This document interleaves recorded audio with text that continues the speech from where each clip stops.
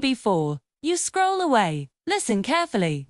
This is not a story about overnight success or lucky breaks. This is a story about tiny, almost invisible habits that slowly changed one broken life forever. Daniel used to believe that big change required big moves, a new city, a new job, a new version of himself that would magically appear one day. At 32, he was tired, stuck, and quietly ashamed.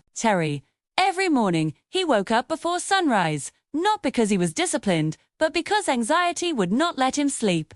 He lay there staring at the ceiling of his small apartment, listening to the hum of traffic outside, wondering how he had worked so hard, yet ended up feeling so far behind.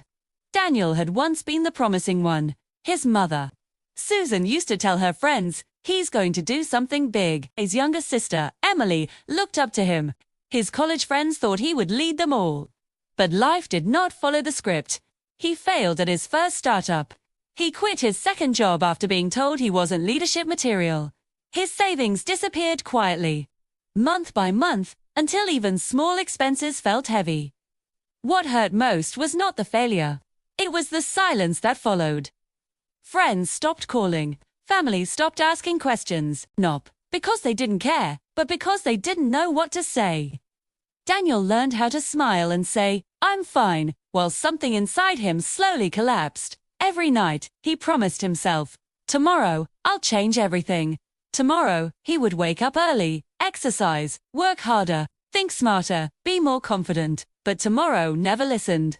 Tomorrow always came with the same weight, the same doubts, the same excuses. One cold evening, after another long day of doing work he hated, Daniel sat alone on a park bench near his apartment. The city lights blurred as tears filled his eyes. He felt foolish for crying, but he couldn't stop. He whispered to himself, "What's wrong with me?" He wasn't lazy, he wasn't stupid. So why couldn't he move forward? An old man sat down on the other end of the bench.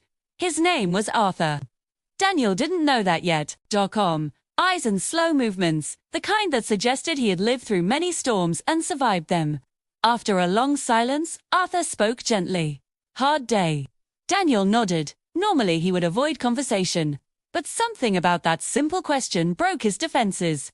He found himself talking about failure, about fear, about feeling small in a world that rewards loud confidence. Arthur listened without interrupting. When Daniel finished, Arthur smiled softly and said, "You're trying to lift a mountain with your bare hands." Daniel frowned. Arthur continued, "Big change doesn't start big. It starts so small you almost don't believe it matters." Daniel wanted to argue. He wanted a dramatic answer, not a quiet one. But Arthur told him a story. He spoke about a time when he lost his business, his marriage, and his sense of identity. "I didn't rebuild my life in a year," Arthur said. "I rebuilt it in minutes. 5 minutes at a time." That night, Daniel went home, confused but curious. He didn't suddenly feel motivated. He didn't feel powerful. But he felt something new, a small crack in his hopelessness. The next morning, Daniel didn't wake up early to conquer the world. He simply made his bed. That was it. No workout, no long planning session, just making the bed.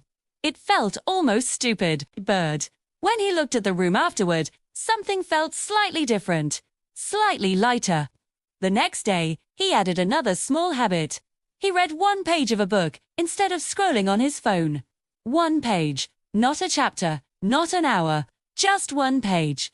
Some days that was all he could manage, and some days he felt embarrassed that this was his definition of progress. A week passed.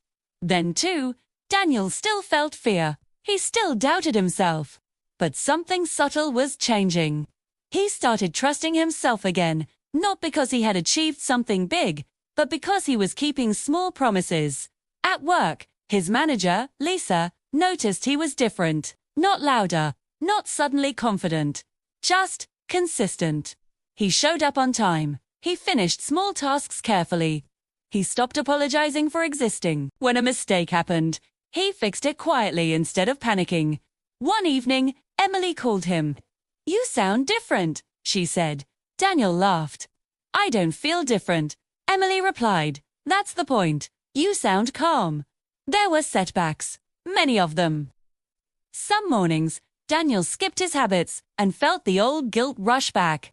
Some nights he lay awake, afraid that all of this was just another illusion. But, instead of quitting, he learned to restart. No drama.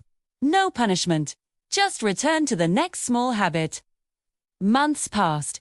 Daniel didn't become famous. He didn't suddenly become rich. But he became something more important. He became reliable to himself. His body felt stronger. His mind felt clearer. His inner voice, once cruel and loud, became quieter. One day, Lisa offered him a small leadership role.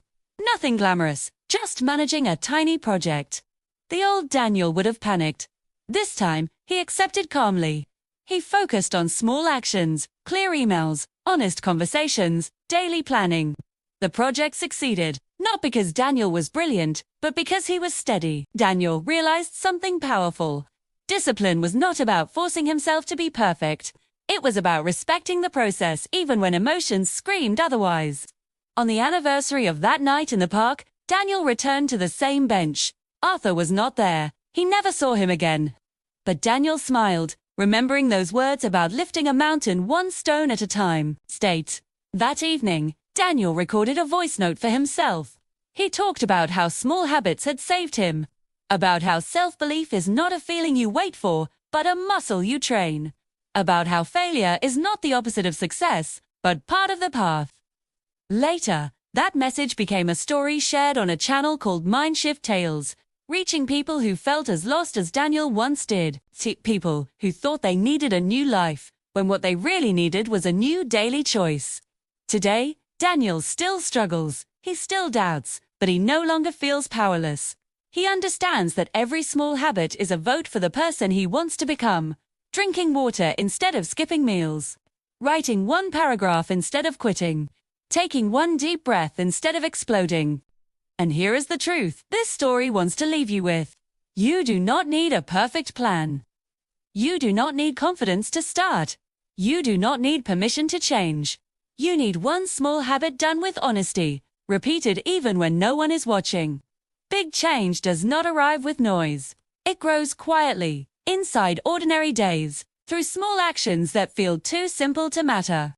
Until one day, you look back and realize those small habits didn't just change your routine, they changed your identity. So today, choose one small habit. Just one, and do it. Not to impress the world, but to prove to yourself that change is already within reach.